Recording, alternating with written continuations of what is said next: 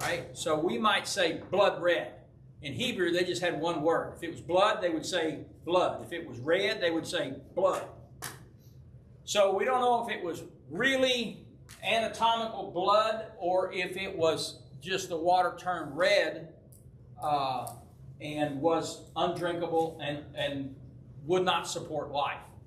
Either way, that was an inconvenience. And then we saw frogs, right? And lice, or gnats, as it's called in the King James.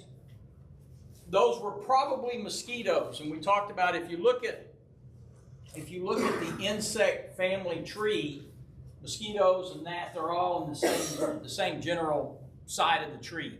They're different branches, but they're all coming off the same side of the trunk, okay, if you will. So most theologians believe that it was mosquitoes that were biting, whatever it was. And then flies, not house flies, or not only house flies. House flies are simply an annoyance. But we learned through the study of some of the older manuscripts that they referred to the dog fly. And the dog fly was what we would call a stable fly or horse fly. So think deer fly, horse fly, something that bites and is a painful bite. And we're not talking about one or two, right? We talked about millions, okay? So they was everywhere, all right? So inconvenience, annoyance, pain, yes, but no one has died yet. So the plagues have been stepping up, right? Stepping up. God is giving plenty of opportunity to turn around, but no one is taking it. So now we'll look at Exodus 9, chapter 9. We'll read the first plague 1 through 7, or the next plague 1 through 7. Now, my printout or my scriptures are pulled from the New Living Translation. If you're following along in the King James, you're going to see a little bit of difference. The New Living Translation gives us more modern language, so it's a little bit easier. I'll spend less time explaining what it truly meant. So go back to Pharaoh, the Lord commanded Moses, and tell him, this is what the Lord, the God of the Hebrews, says. Let my people go so they can worship me. If you continue to hold them and refuse to let them go, the hand of the Lord will strike all your livestock, your horses, your donkeys, camels, cattle, sheep, and goats, with a deadly plague. But the Lord will again make a distinction between the livestock of the Israelites and that of the Egyptians. Not a single one of Israel's animals will die. The Lord has already set the time for the plague to begin. He has declared he will strike the land tomorrow. And the Lord did just as he said. The next morning, all the livestock of the Egyptians died, but the Israelites didn't lose a single animal. Pharaoh sent his officials to investigate, and they discovered that the Israelites had not lost a single animal. But even so, Pharaoh's heart remained stubborn, and he still refused to let the people go. Now remember in the last plague, Moses said, hey, the land of Goshen, where the Hebrews, they're not going to be a part of this. Well, he said it again here, okay? And so this time we see Pharaoh is going to investigate. All right, so let's look at this. After the flies disappear, Pharaoh reneges again. So Pharaoh, he told him, okay, get rid of the flies, you can go, just go. And as soon as the flies disappeared and the itching stopped, Pharaoh was like, go where? Y'all not going nowhere, right? So he's backed out once again. Now Moses returns, and we've started to see a pattern. Moses will catch Pharaoh in the outdoors, going down to the river, or he goes into the court, into the throne room where Pharaoh holds court. And so this appears to be, he's returned to Pharaoh and he's marched into court. Now, one of the questions that I have is, normally the court of the king is fairly well protected. right? You can't just walk in. Moses apparently has the ability to just wander in. He could just walk in, right? No one stops him. The guards do not stop him. If we read a little bit later in Scripture, right, one of the things that we learn, particularly in the Eastern kingdoms, is if you entered the presence of the king without being invited, it was an automatic death penalty. They would kill you before you had a chance to go, hey, I'm only here as a friend. But Moses apparently is just wandering in. He's walking in. And I think this testifies to the fact that there's something about the presence of Moses at this point that the Egyptians were not, or were reluctant to confront head on, right? So Moses walked up and they just kind of got out of his way and said, go on in, go on in, right? Now, this is going to be a plague on the livestock. And we don't know what it is. It doesn't say what it is. And we'll see here in a little bit, a lot of theologians and a lot of commentators have speculated it's anthrax. Right? But the Scripture doesn't say what it is. But it affects everything. And that list is horses, donkeys, camels, sheep, cattle, sheep, and goats. And so this is an almost all-inclusive list. So we don't see chickens or pigs, right? But we see basically the cash crops, the cattle, the economy groups. This is now an existential event. And the reason that I say that is because these represent the lifeblood of the economy in the ancient world, okay? So if you look, horses, donkeys, and camels, this is transportation. They hauled goods, right? They moved, if you were going to move wheat, if you were going to take some product to the northern part of the country, you put it on a barge or you put it on a caravan of camels or donkeys right? And so basically the animals now are not going to be working, right? They're going to be worthless, as it were, okay? The movement of people and goods would be stopped. Cattle, sheep, and goats, that represents food, dairy products, and clothing, right? Sheep and goats, you harvest the wool. You would make clothing and cloth goods. From goats and cattle, you would get milk. From milk, of course, is butter and cheese. Even in our own society, if you can't afford food, what can you go to the government and get for free? Butter and cheese, right? And on butter and cheese, you can live a long time, okay? So, and then of course cattle for meat, also milk, sheep for meat too, goats. Because of the language in verse 3, right, there's a tendency to think that the plague here is going to kill all the livestock. So I want to back up, right? That is not what the language said. It said that it was going to affect all the livestock, but not all of them would die, okay? And so later on, we're going to see significant portions of livestock still living. They didn't die. Some did. Some did. But they were all afflicted. Okay, so I want to make sure we understand that, right? The word used here is inclusive. When it says all, it means the land of Egypt, as in the livestock and all the land, or all the livestock being affected, right? There wasn't going to be, the camels down in the south end of Egypt got the plague, but camels up on the north end weren't affected. Everywhere in the land of Egypt, any camel that was owned by an Egyptian or just wandering through the wilderness in that land, they got the plague. Now, it might not have killed them, but they all suffered with it, okay? Only some died. We'll see that in subsequent chapters. Also, when we look at the language, there's been a subtle shift in the language, okay? This time, God says, the hand of the Lord will strike. Okay? God is taking a personal, for lack of a better term, personal hand, right? He is not directing that this be done. He is doing it himself. You know, what's the old saying? Right? If you want something done, you got to do it yourself, right? And so the first 4 plagues that we saw, right, for sure God caused them. But God caused them by directing them, right? In other words, you know, frogs come out of the river, multiply, and go, go, go, right?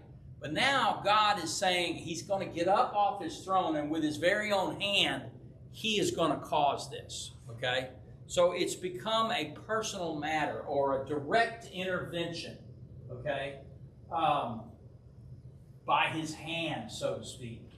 Now, the other thing that we see going on here is it's announced that we'll begin tomorrow, right? So tomorrow at 1 o'clock, right, God is going to move against you. Now, we've seen a time set before, right? And that was it the frogs? I think it was the frogs, where Moses asked, when do you want this to end? Mm-hmm. Right? And he said, tomorrow. He said, okay.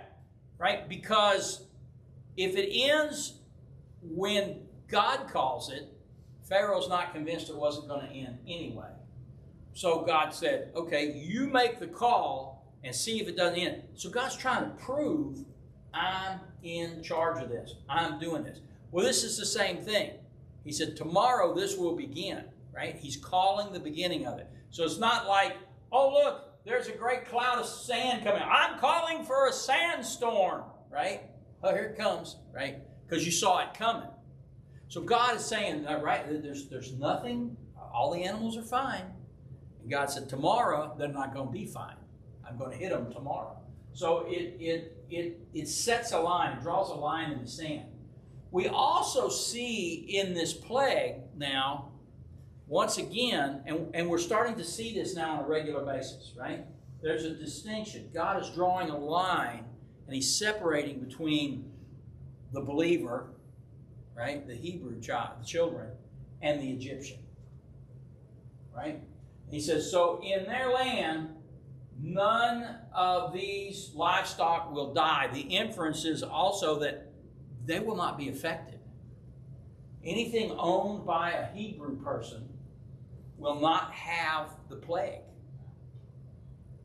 So if you had 2 farmers side by side, one was Egyptian and one was a Hebrew, the Egyptians' animals would all be afflicted, but the Hebrews' animals would be fine. So what was to stop Pharaoh from going to the Hebrews and getting their stuff? Nothing, except that this is God working this. Okay? So remember, and we'll see this in a minute, right? We saw that Pharaoh went and investigated. So what does that mean? He went to see if they were actually. He went to see if they actually were. All right. If so it what? was the truth. If it was the truth. See if it was the truth. So what does that mean? So Pharaoh did send and say, "Hey, it's happening everywhere. I want to know if it's happening there." So that was near the end. So by the time Pharaoh went, "Hey, wait a minute, it's not happening there. Go see if that's true." It was over. Now, if it had continued for some time, he might have tried a maneuver like that. But God would be prepared for that. God would have been prepared for that. Okay? And so what we see here that God is saying, I'm not going to afflict my children. I'm not going to afflict the Hebrews. Okay? We see that Pharaoh investigated and discovered that this was true. So he certainly didn't do this on the first day or the second day.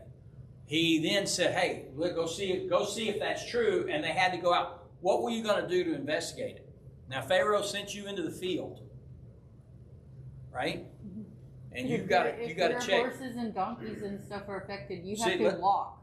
You got to walk, right? You got to walk. So there's some time there. But do you just go to one farm, check one horse, and run back and say, hey, one of the Hebrews' horses wasn't it? No, if you're investigating, you better not. You better make sure. You better make sure. So you want to go to several dozens You can farms. find. You want to make sure you've got a healthy representative, right? So if I were the official in charge of that, and Pharaoh had charged me and said, I want you to go out and check that, what am I going to do? I'm going to go down to my department, and I'm going to say, okay, fellas, I need you go south, you go north, you go east, you go west, right? And we'll meet somewhere in the middle. And we'll meet somewhere in the middle. Take a tablet with you, spend 3 days, cover as much territory as you can, and count them. And meet me here and tell me. So an investigation of that type, right? They didn't pick up the phone. Hey, any sick animals there?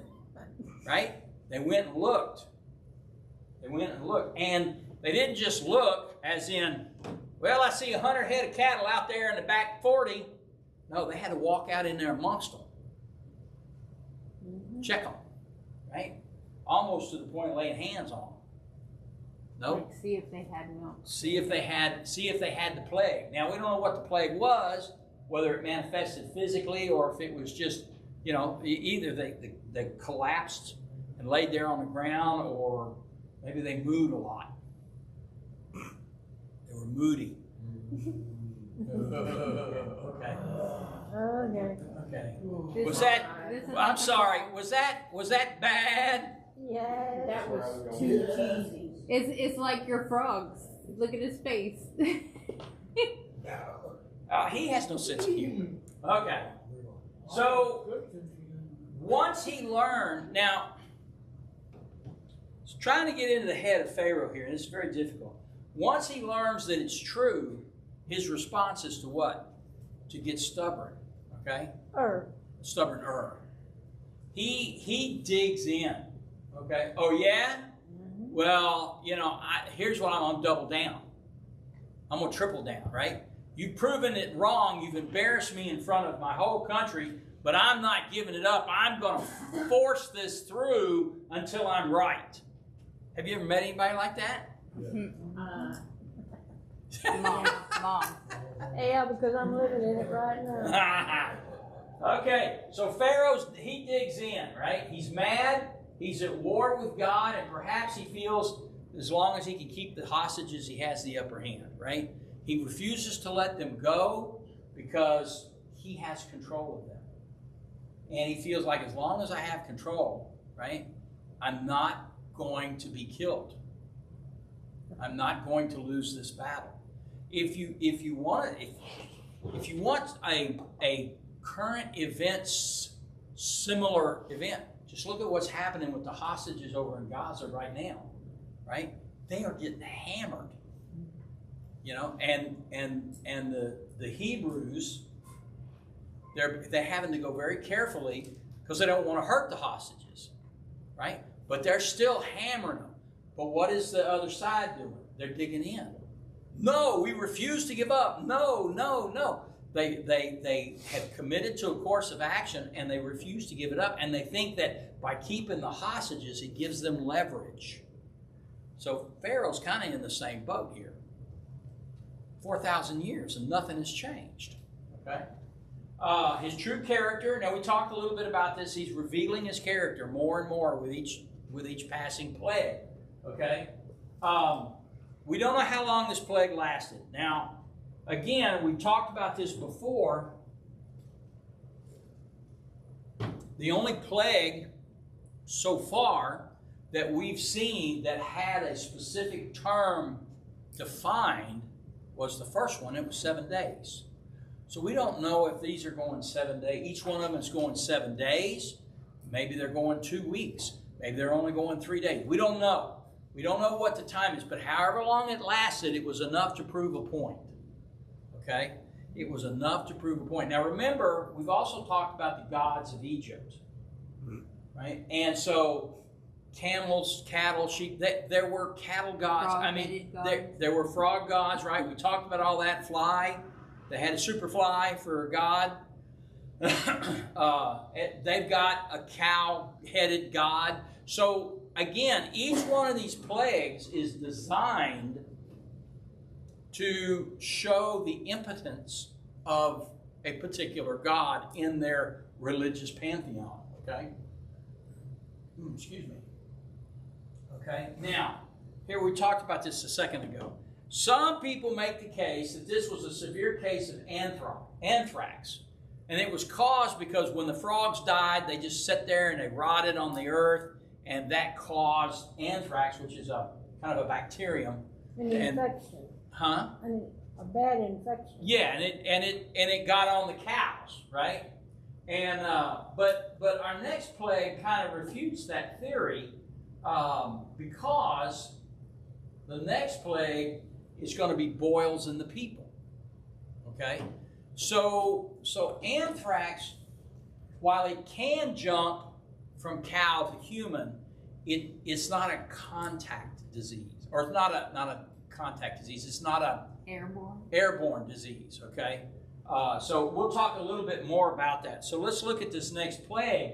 This one follows right hard on the other one. Again, we don't know how long it lasted, but the animals had a period of time and they have plagues.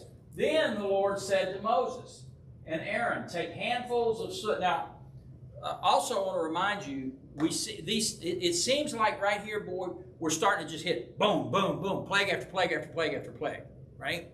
But remember that the storytelling in the ancient world was such that once they had established a pattern, they didn't feel the need to repeat it, right? They assumed you're going to understand. So when it says Moses went before Pharaoh and he said, let my people go, he made the demand, and then he brought forth the plague. So it is quite possible here that the author, Moses, is understanding that you're going to realize that the same thing happens. I'm going back to the throne room. When I go to talk to Pharaoh, going into the throne room because God has sent me and God has told me what to say. And so I'm not going to repeat, well, God told me this, and then I went to Pharaoh and I said this. And then God told me this, and I went to Pharaoh and I said this. And God told me to do that, and I went in front of Pharaoh and I did. He's going to say, if I did it, I'm going to assume you know God told me. Okay? So we start to see a little more rapidity hitting in these plagues, right? They seem to be coming hard on each other. But they still each may be running 7 days. We don't know. There's some period of time. So it's about a month and a half before he actually lets them go. Say again? It's roughly about a month and a half before he lets them go. From now? From the start of the first plague to the... Oh, no, it could have been 3 or 4 months. This could have been going on. The first plague was 7 days. Mm-hmm. Okay? And if it went 7 days, we've been through 4 or 5 plagues now, so what is that? That's 5 weeks. Mm-hmm. So that would be a month and a half by your reckoning, right? What we don't know is when the plague ends, does God wait a week? Yeah. And then send him back and say, okay, you had a week to think about it. Now I'm going to hit you with the plague. We don't know what the timing was. The timing wasn't important, let me back that up. The timing is important because of where we're going to end up. But we don't know what the timing of each plague is. Okay? So it could be each one after another, right? 1 week, every Monday, a new plague. It could be that the first one was 7 days and the second one was 2 weeks. And there's a week in between. Because Jehovah don't judge time like we do. Well, that's true. He doesn't. And the point here, remember, the first 4 plagues were about what? We talked about it just in the slide just a few minutes ago. So, right? Annoyance, aggravation, mm-hmm. Right? I'm getting your attention, right? But this is the first one where we are going to see something die. Some of the livestock died. Right. Not all of it. Not even most of it. But some of them, right? So now death has started to enter the scene. So let's pick up in verse 8. So we've got this plague going on in the animals. It's quite possible that the plague on the animals is still going on, and the plague for this next plague, the boils, right? It takes its place or begins and runs parallel to. It jumps from the animals to the human. Well, so we're going to talk about that in a minute. Then the Lord said to Moses and Aaron, take handfuls of soot from a brick kiln, and have Moses toss it into the air while Pharaoh watches. The ashes will spread like fine dust over the whole land of Egypt, causing festering boils to break out on people and animals throughout the land. Okay? So they took soot from a brick kiln and went and stood before Pharaoh. And as Pharaoh watched, Moses threw the soot into the air, and boils broke out on people and animals alike. Okay? Even the magicians were unable to stand before Moses because the boils had broken out on them and all the Egyptians. But the Lord hardened Pharaoh's heart, just as the Lord had predicted to Moses. Pharaoh refused to listen. So, now there's boils. Okay? And so, again, if you assume that what was happening to the animals, a plague on the animals, was anthrax, anthrax does create sores, okay? But a sore is not a boil. A boil is a different thing.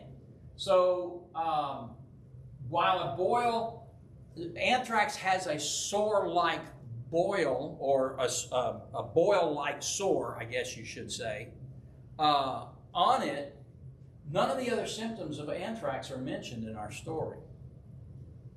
Right? So this leads most to discount that it was anthrax. That these events, right? Because remember we talked about this a couple of weeks ago. Well, the water went bad, and so that caused the frogs to leave the water. Then the frogs died, and then the mosquitoes also from the water, and then the flies because of the rotting carcasses. And so one thing just led to another. And the point of all this is, if you look back at it, while these may have been similar to natural occurrences, their durations and their severity was so much greater that people actually, and we'll see this in a minute, people actually begin to go, whoa, whoa, whoa, this is the hand of God, right? Remember the Egyptians? The Egyptians got to the point where with the mosquitoes, and they were like, yeah, this is the finger of God. But it didn't say that Pharaoh had the boils. So... Every Egyptian. Every Egyptian. All Egyptians. Men, women, and children. Men, women, and children. If you were Egyptian, you got it. Now, the other thing is, you said, well, Pharaoh wasn't affected, right? Well, we saw in a couple of plagues before, it was particularly bad in his house. The flies. It just said that his magicians could sting. Yeah. But he was affected. Just because he wasn't called out specifically doesn't mean he wasn't affected. The thing hit all Egyptians. All. All is an inclusive term. It means everyone. So we're to assume that he... If I said, everybody in your family got sick last night, and I said, everybody in your family got sick, your husband was really throwing up, does that mean you didn't get sick? No, it doesn't mean that at all. Just means... But it doesn't say I did or I didn't. I said everybody in your family got sick. Yeah. No, you said everybody in her family. You That's what I did said. not say Everybody, you and everybody in your family. everybody in the family. No, Everybody. You didn't say Everybody. you All. and everybody in your All. family. I'm going to call down the finger of God on you if you're not careful. No, everybody, all Egyptians, not all Egyptians except Pharaoh. So the assumption is that the Pharaoh had the boils Yes. too? Yes. He's Egyptian. Yes. Yeah. He was an Egyptian. Now, if Pharaoh But was it an still Egyptian, hardened his heart. That's why I'm saying, like, what was he had the boils and he was still hardened, like he was still adamant. That's what I'm trying to get clear. that's He's exactly still right. not believing. He experienced all of these plagues. Okay. Now the water didn't affect him very much because he had people go out and dig it for him. Right. So he's like, yeah, okay, so the water. But the flies got on him. The frogs got on him. Well, that's why I asked about the meat. Why didn't he just go to the Hebrews and take their meat? Their cattle. Well, because it didn't last that long. Right? It's not like he woke up the next day and said, Quick, go over there and they were busy suffering. Yes, sir. So, to the best of your knowledge, could you explain why God is feather stepping around this Pharaoh? As what? Yeah, because at the beginning of all this, he says he's Tiptoeing? Yeah. He's tiptoeing around the Pharaoh. Okay, and yeah, I'm going to talk about that. Give me 2 or 3 slides, and we'll talk about that. Okay, we'll talk about why he's, for lack of a better term, dragging this out. Well, Ma'am? He still doesn't believe. Well, Pharaoh doesn't believe. That's what I'm saying. But Yeah. he told Moses at the beginning of all this, but Pharaoh Pharaoh is going is- to be Pharaoh stubborn is and going to be stubborn. As gonna long be as he's stubborn. not Okay. believing, things are going to keep happening. So let's back up for a minute. You believe, just as a hypothetical, you believe the earth is flat. Okay? You've been taught that all your life. You've even got some proof in Scripture that says the earth is flat. It talks about the 4 corners of the earth, right? A globe has no corners. So 4 corners, it must be flat, right? And then somebody comes to you and says, it's not flat, it's round, it's a ball, it's a sphere. Your reaction is going to be, it is not, right? And you're going to argue, right? And no matter what evidence I present to you, do you believe the earth is flat? Is that why you're giggling at me? No, because you're describing her to a T. So you're going to argue, right? My granddaughter?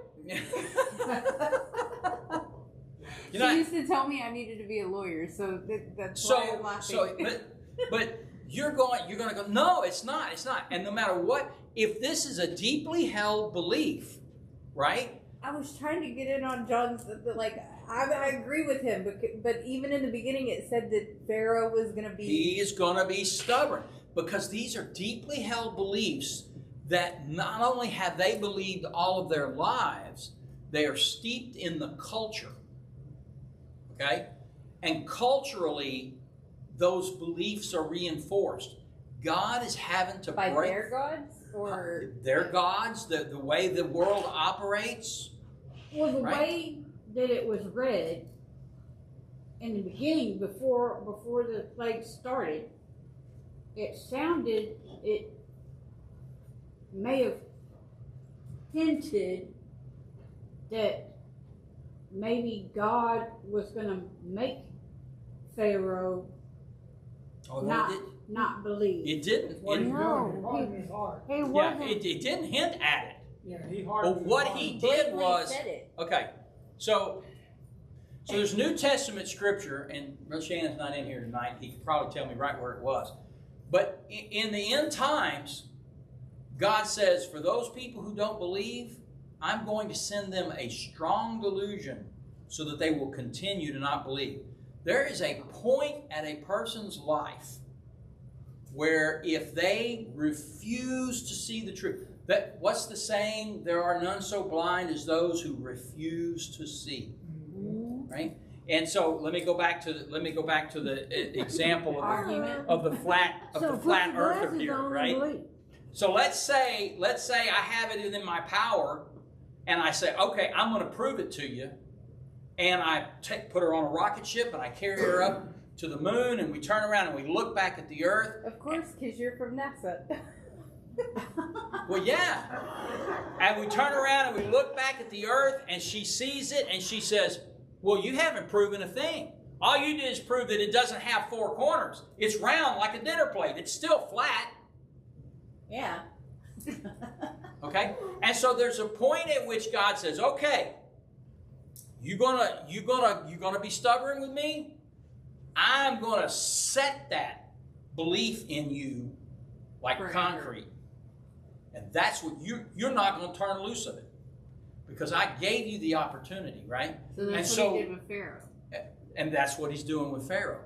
And so even in the end of the story, spoiler alert, if you don't want to put your fingers in your ears, if you don't want to know this, la la la la la la la la la la. I know the end of it. Mhm. Yeah. Even at the end, when he turns them loose, and he says, go, get out. What does he do a week or so afterwards? He goes, oh, Chase. You take darn, that was a mistake. I'm chasing them down, right? I'm going to get them back. Right? Because he cannot let go of that belief. What do we need to do in order to be saved? In order to become a Christian? Confess our sins, but what? Okay, so the Lord into our In our heart. mouth confess that Jesus Christ Okay. is the Son of God. And what does that represent? And then believe with all our heart Okay, and might. you're getting close. You're getting close. We have to surrender everything we believed before, Okay. right? And believe in just And Him. there you go, right? So I don't anybody raise your hand and don't look shocked when I say this, because I don't want you to give yourself away. But I find it amusing for a Christian to go, boy, I hope that I win the lottery. Knock on wood. What is that? That's superstition. That's a superstition. That's a belief system from a long ago religion where you had to knock on the wood where the evil spirits lived to placate them because you had made a boast. And they would come out of the trees. That's where it comes from. They would come out of the trees to ensure that your boast was made false. Like crossing your fingers. Right? Or has anybody ever seen somebody say something and pull a rabbit's foot out of their pocket and rub the rabbit's foot? That's superstition. And that's a stupid superstition, because a rabbit's foot is not lucky because that rabbit doesn't have it anymore. If that rabbit's foot was lucky, nobody would ever be able to shoot a rabbit.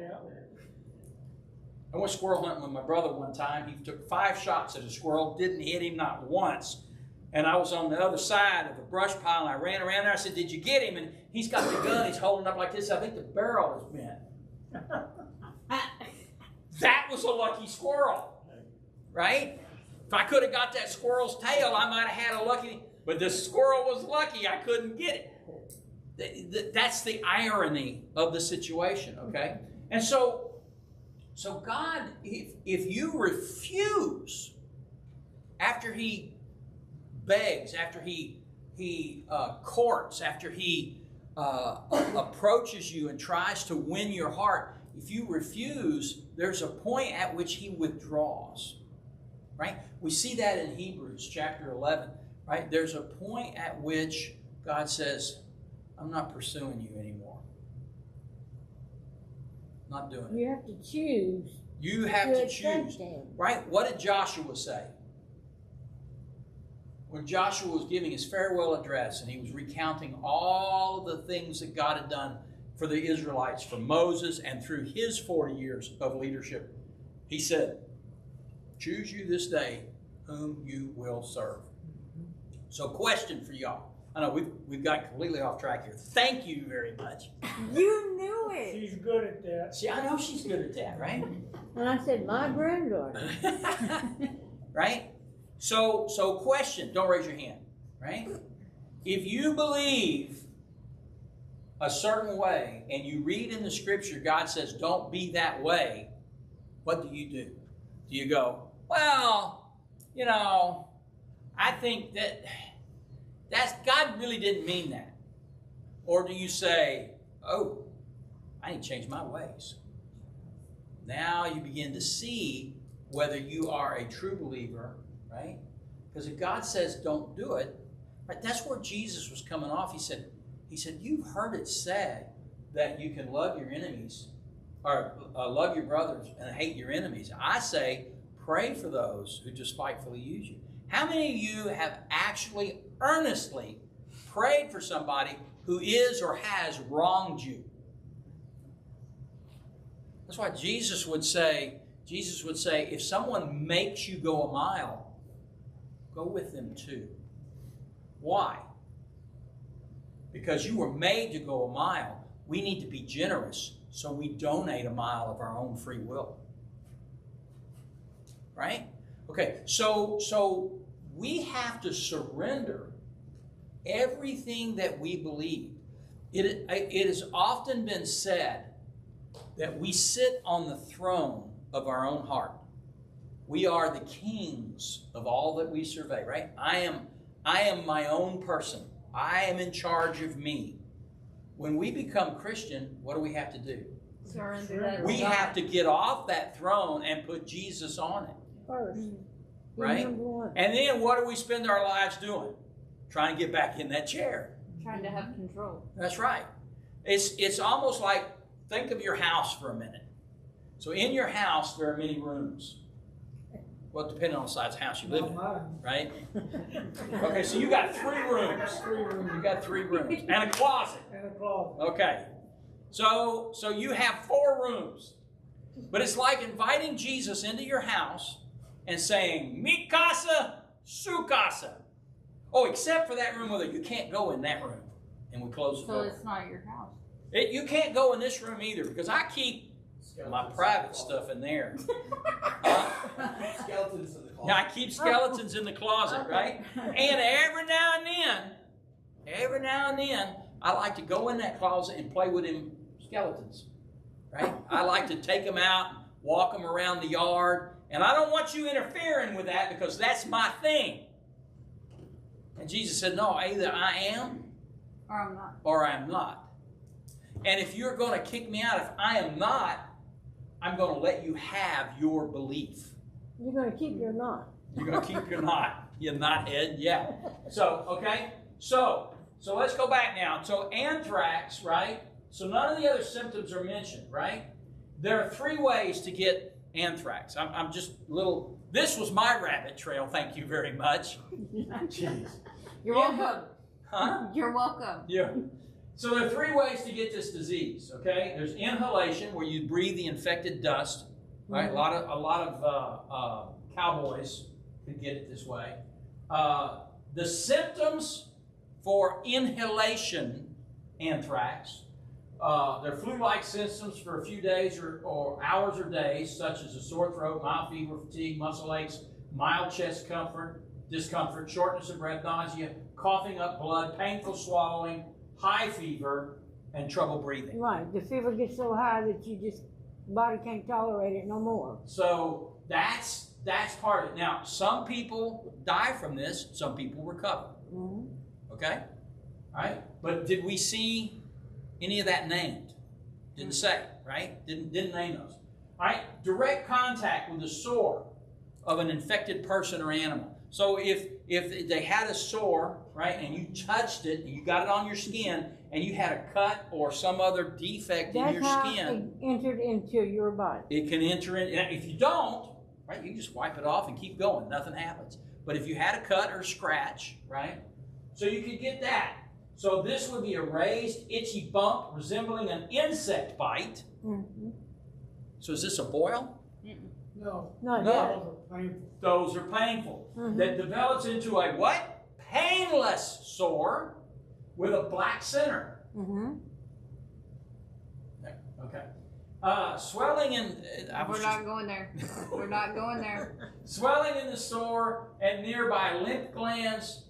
Sometimes flu-like symptoms, including fever and headache. Mm-hmm. Right? And then there's ingestion, where you swallow the contamination. You eat infected meat, basically. Okay? Or they lick it.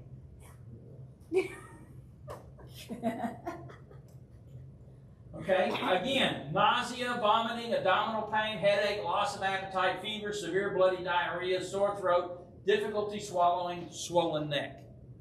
Now, I feel like if that had been the plague, it would have said that. It didn't. It just said it was a plague on the animals. Okay? So, a person can get one or all of these, but for a whole population to be affected by one and only one of the transmission types and be affected at the same time with immediate effect would be impossible. So in other words, when the animals got sick, all the animals got sick everywhere in the land. It wasn't like, well, yesterday they had an outbreak in Galveston and it took 3 days for it to get to Liberty. No, it's, hey, there's an outbreak in Galveston and there's one in Liberty and there's one in San Antonio and there's one in Dallas. It's happening all over the state, all at the same time. It was an immediate effect, okay? and it was the same disease. So if I had a plague of anthrax, now remember, we're talking about some people saying, well, that was anthrax. If it was anthrax, some people would have had one of the transmissions. So some would have had the inhalation anthrax. Some would have had the direct contact, because there were people who didn't have cows, sheep, and goats. Right? So what about them, right? So they didn't have ingestion. Maybe they could get it by inhalation, right? They would have had direct contact. So you would see in a large population some of each kind. That's the point I'm trying to make. And you would see it sweeping like the way the tide comes in at the beach, right? It would come in and cover slowly. This happened all at once. So it's not anthrax, okay? This is the huh? Could be hoof and mouth. Could have been anything. Could have been something that's never been seen before and was never seen again. Was the hand of God. Okay? So this proves that it's the hand of God. It proves it was not anthrax that affected the livestock and then jumped to the human population, because when it jumped to the human population, the plague changed in the animals. Everything had boils. Yep. And boils, you want to know what a boil is? How many of y'all had a really bad, big pimple? Right? Had a ball. They get sore. They're sore to the touch, right? Now, multiply that by 100 and you have a boil. Most of the time it's caused from an ingrown hair. Sometimes. It And can the be pores, any type downward growing in the pores. in the pores. So it could be any type of infection though. Okay? And also, what do we see when we read these scriptures? It wasn't a boil on a person. Multiple. People and animals were covered with what? Ball. Boils, plural. All So you had 4 or 5 or 6. Now I did the math. No, I'm teasing. I didn't do 16,000 per square foot. No. Okay. Now also from these scriptures, what do we see? In order to start the boils, what do we see? We see Moses pick up handfuls of soot and he throws them into the air. Okay, and then it spreads like a cloud over the land of Egypt. Has anybody ever thrown soot up into the air? Ashes? Ashes, right? Yeah. What happens? It You throw ashes up in the air, what happens? It gets airborne and blown. Well, most of the time, what happens? It all falls back down. Right? You don't go out in the front yard and throw up ashes and then look at the house and go, oh man, my house is covered with ashes. Right? It all falls back down. If you got a strong wind blowing, it might blow it a little ways. Right? So the fact that they did this, and we don't know how many times they did it, 5 or 6 or 7, could have had a little bucket or a little bag and he just kept reaching in and throwing it up, but it's spread like a cloud. Okay? And so again, this is supernatural in its nature. Right? And what happens is then the boils showed up. So we had a plague on the livestock first, and then Moses throws up the soot, and now we got boils everywhere, right? So it's not one leading to another. That's what we're trying to So say. the assumption is when it hit the body, So you can make that assumption. Body. You can make that assumption if you want to, but you're right.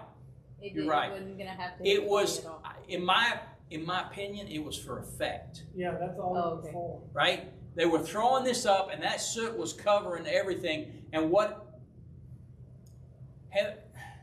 Trying to think. Anybody ever been to the doctor, and the doctor said, "I'm gonna have to inject you with this dye and take an X-ray so I can see where the." So the dye is just so that it can be seen where the ashes, right, were for an effect, so you could see the hand of God moving, basically. Oh, look, the cloud is going that way. The cloud is going that way. Okay? Now, it wouldn't surprise me at all if when we get to heaven and we're standing there and I ask Moses, hey, tell me about that ash cloud. And he's like, That was the most amazing thing I've ever seen. I threw one handful of ashes up in the air, and it just kept swelling and swelling to a big cloud and covered the whole country. That was a hand of God. It was a hand of God, right? And I'd be like, cool. I don't know. Right? Wish I could have been there. So that would have been, that may have been exactly what happened. Point is, we don't know, and it doesn't matter. It was the boils, right? Because God is trying to get somebody's attention, okay? Mm-hmm. Now, the magicians are mentioned here. They're not going to be mentioned again, right? They played a prominent role in the first 2 or 3. We saw them. Now, all of a sudden, what do we see? The magicians can't even stand up, right? So the magicians who were instrumental, let's say, in keeping Pharaoh convinced that this was all just trickery, have now been sidelined. They can no longer even, they can't do anything. Excuse me. So they are impotent at this point, powerless. Okay? And that's the point of mentioning them. We will not see them mentioned again in Scripture until, is it James or John in the New Testament? And it names them as Jambres and Jannes or something like that. And it says those magicians that withstood Moses. Right? So they basically become a footnote in the rest of this story. All right. Once again, we see Pharaoh cave under the pressure, the boils, and then he reverses course as soon as he sees the danger is over. So we're learning that Pharaoh is not to be trusted to do as he promises. And we aren't the only ones watching Pharaoh.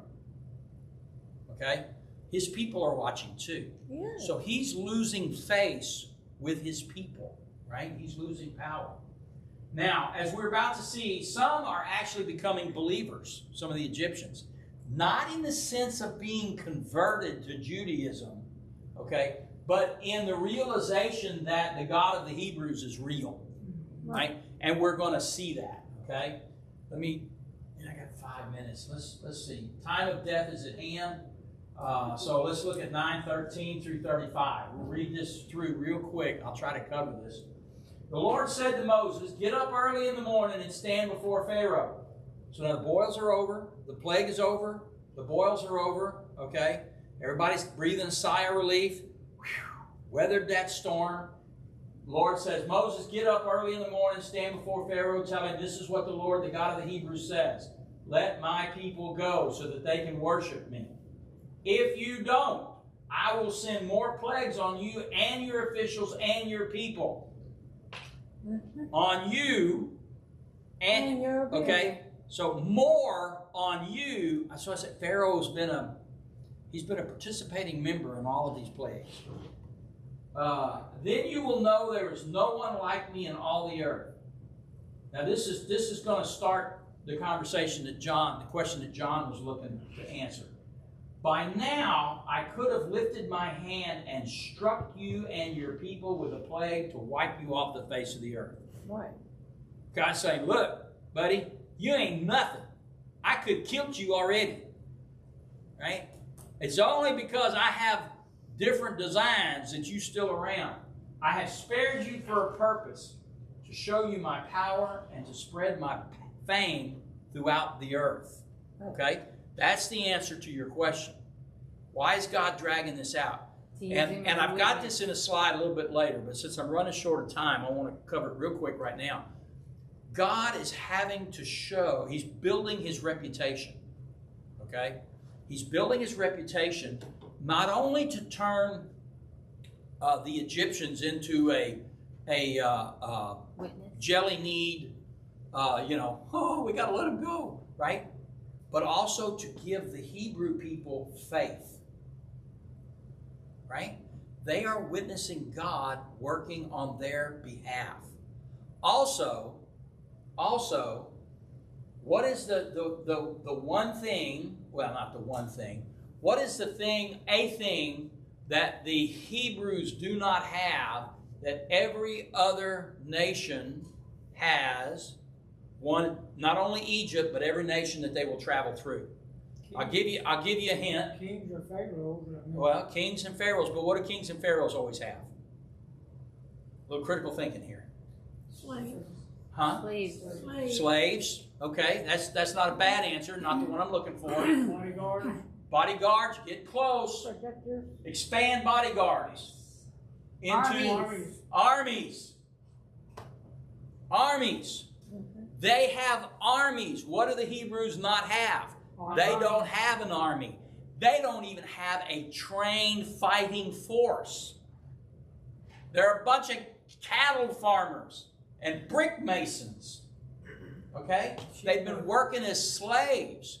And so what God is doing by all of this is he is proving a point that you don't need an army if I walk with you. Okay? Now, fast forward 40 years. They've wandered through the wilderness. Every time they got into trouble, who's been there to help them fight their battles? God has. What does Rahab say to the spies when they enter into Jericho and she hides them? She says, the fame of your people has reached us even here in Jericho. That's what God is doing. He's building that reputation, not only to increase the faith of his own people and to break the spirit of the Egyptians, but as a warning to all who will stand against Israel that don't look at these people and think, oh, they have no army. Oh, they have no walled cities. Oh, they have no chariots, no horses of war, no fine weaponry. And they're easy pickings. No, they didn't need it because God was there. That's right. Not easy God pickings. was their army. God was their army, right? And their Their armor. protector. And their armor, right? And so all of this is in play. So I wanted to make sure I answered that question, right? I'm going to call it, we're going to pick up right here next week, and we're going to read about the next plague, okay? But I wanted to answer that question since John had asked it to make sure we understood. Okay.